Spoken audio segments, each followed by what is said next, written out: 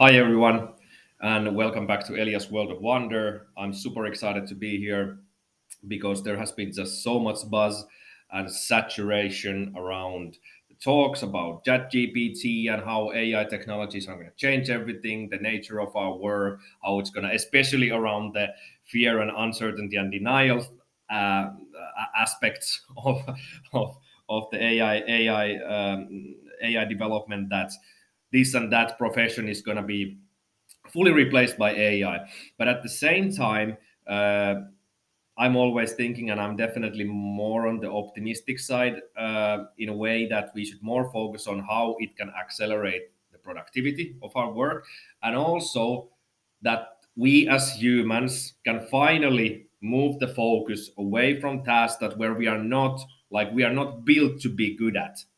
Like that's just, for example, I know that we all want to think that we are super rational apes and we are excellent logical decision makers, especially the people in the technologies or engineering side of things. But it's not just like that. Like, I mean, we are very prone to bias, especially now during my studies in information management, where we actually study different aspects of human bias, whether it's about confirmation bias or continuity bias. We accept, for example, certain cause and effect relations to like go forward, while we live in a non-linear world which is mostly chaotic, highly complex. So there is just so many shortfalls that we should move our focus from away from, and focus where humans are actually naturally good at, where we have natural tendencies to be good at. And and my context on this and background is that I've been in IT and technology sector one way or another the last 7 or 8 years, nearly a decade, in various positions like technical sales, data analyst, head of research and development, product manager, project manager, and so on. So I guess I have something to say on the topic. So here are 5 skills that I would say, and based on my research on various sources, that which I think are not going to be replaced by AI, not next week, not potentially the next 1 or 2 months, about years. I don't know. I think nobody knows. So the first one is our dear child, creativity. So I mean, what is creativity? So I think most importantly, creativity is an ability to generate original ideas, like that you can combine also like irrational things, like humans can combine like childhood memory to a technology innovation and somehow like have an insight in the middle, or related to our values or such. And I mean, it's just refers to ability to think in novel ways in emergent situations, new situations, and we can bring their context, and we understand the context and nuance. So I mean, while AI technologies are good at like processing data and finding patterns in the data, they are not just simply able to replicate like full range of human thought processes and understand contextual factors. So I mean, I think the most importantly, I like to break down creativity, like the one core aspect of is divergent thinking. So I mean, it basically involves generating a wide range of different possibilities and alternatives rather than just converging to a single solution. So I mean, it's like some of the characteristics I would say are like open-endedness, so you can allow for multiple solutions for or outcomes for the same problem. Fluidity, so it's your thinking is flexible, adaptable, so you're able to generate like different ideas with different alternatives on how to approach them, like in general, like also being original. So divergent thinking often leads to original ideas because we also have to remember that we are good at like sometimes when we solve real world problems, we also have to combine uh, illogical, irrational things to each other to make things work. And like just think about all the scenarios of combining humans and technology. It's not only about like what works technologically and rationally, but there might be all sorts of nuances and social dynamics and social context, which completely changes the whole set and setting just because of humans. And and also, creative thinking is unstructured by its nature. It's intuitive, like for example this sort of gut instinct that's also often tied to creativity, uh, rather than logical analysis. It's hard to I don't see how AI can feel intuition. Like, just say in the comments if you think otherwise. But this is just how I would. And in general, like creative thinking is like playful, and like, I mean, it allows for exploration and experimentation, and it's not controlled process. It's unstructured process. And yeah, those I would say that are characteristics of creative thinking, and it's not going to be replaced by any AI technologies in near future. So yeah, that was the first one, and the next one I would like to point out is, of course, emotional intelligence. I mean, simply, machines do not have emotions. In like the current state of development, they can sympathize by learning to replicate how humans feel, and especially how we sympathize with each other. But on actual feeling, and also connected to the creative thinking, like actually feeling feelings intuitively, I don't see that happening. And uh, and we also have to remember that emotional intelligence is something that is really a compass, and helps us to navigate in a situation, especially when making decisions of like, divergent systems and wholes, where we are humans, we have technologies, we have situational context, and sometimes we need intuition and emotional intelligence to navigate in these situations. And it's kind of like this automatic thinking that we have. It's based on experience, unfortunately also also bad experience like trauma. But anyways, so how would I break down emotional intelligence? Well, it's ability to like, first of all, it's ability to recognize your own emotions, but also recognize the emotions in others. And it also deals not only recognizing the emotions, but also like how you manage with them. So basically, you have to, when you take emotional intelligence into account, you have to understand social norms, like what's the social context, how are you supposed to communicate something so the other person doesn't get hurt or defensive. So I mean, just this constant adaptation and responding to changing emotional states and context, it's really difficult for machines to understand. And I'm not saying, like, especially when we think about like small, like, let's say, business segments of emotional intelligence, like, customer service.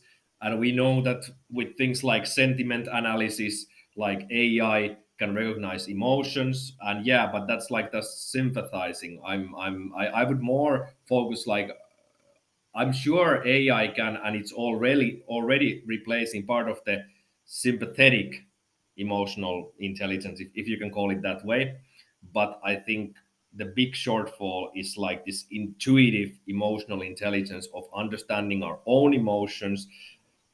And I would also say that, since regarding the creative thinking, I mentioned the cognitive biases that humans have. I would go far as saying that part of emotional intelligence is recognizing our cognitive biases also. So yeah, that was the point two. And next, I'm gonna go to leadership. Well, what's leadership? I think, well, first of all, I think the our main take of this is that it combines also the mentioned creativity and emotional intelligence. And I mean, in general, it's an ability so we can influence others. So we, or I mean, we, of course, there's a leader, like self-managing us. So you can say self-leadership, but also leadership of others. And I think in a modern sense, when we talk about IT and technology sector, we talk about like this sort of servant leadership, which I think is the real function of leadership. So leadership being more about not putting down and defining structures and hierarchy, but rather how leadership can enable flow of information, how to motivate, like especially, ignite the intrinsic motivators of people so that they stay in the organization, and whatsoever. So leadership is kind of like summarizing, in my opinion, summarizing many of the things humans are good at, and it includes emotional intelligence, creativity, and how you use these to inspire and motivate others, and to make yourself and others work toward a shared goal or a vision.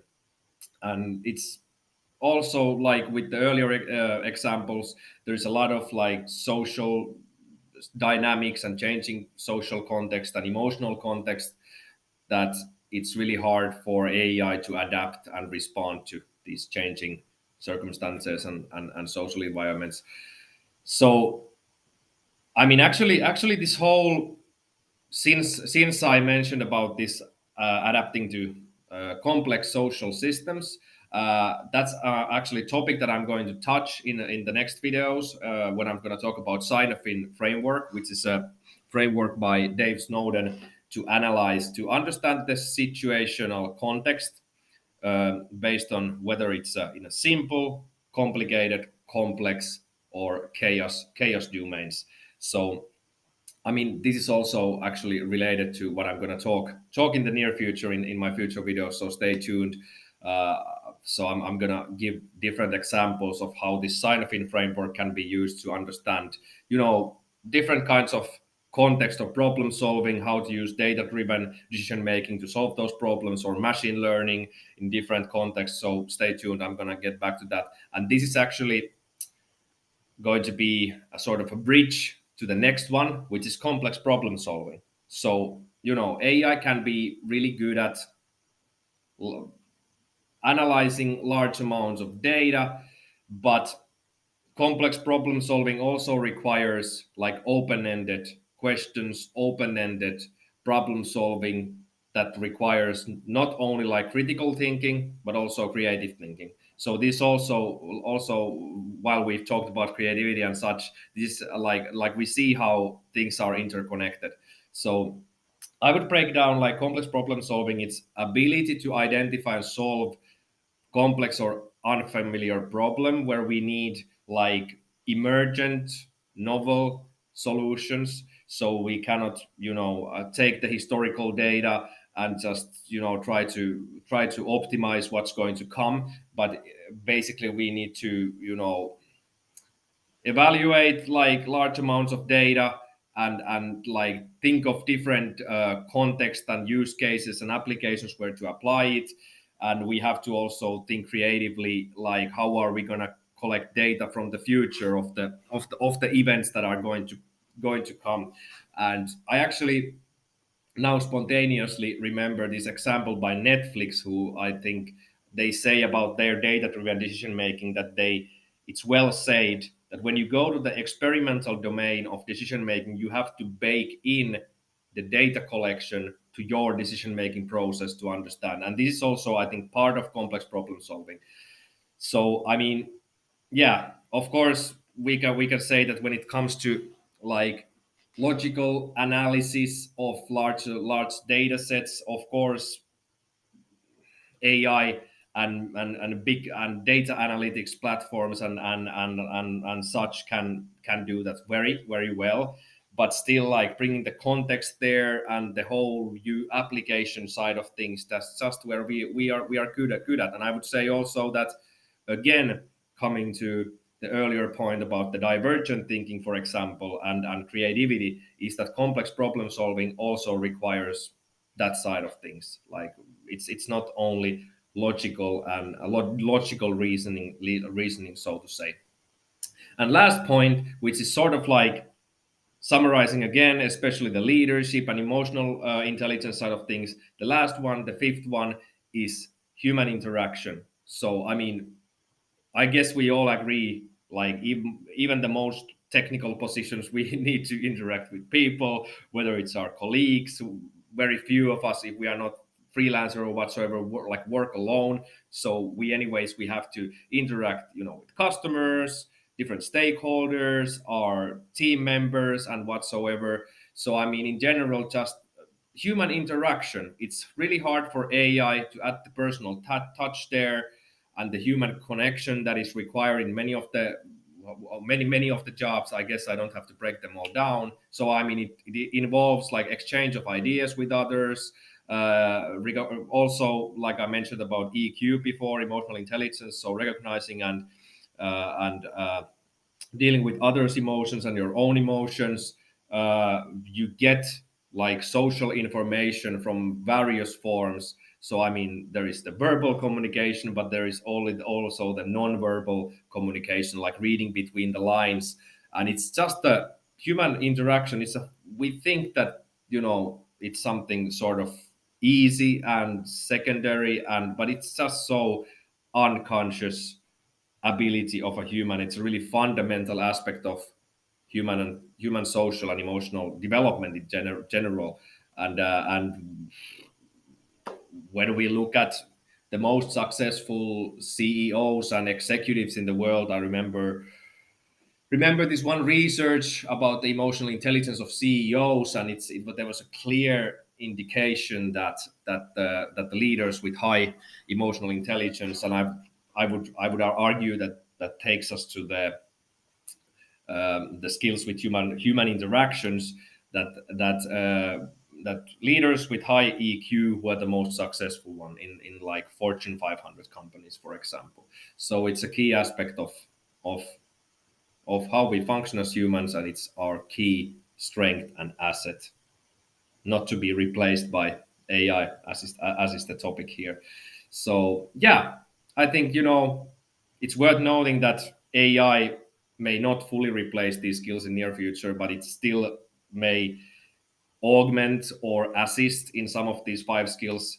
And by the way, I'm just going to make a summary at the end, since I think it's just appropriate view of the videos. So first there was creativity, then there was emotional intelligence, then there was leadership, then there was complex problem solving, and then we came to human interaction. So yeah, thanks.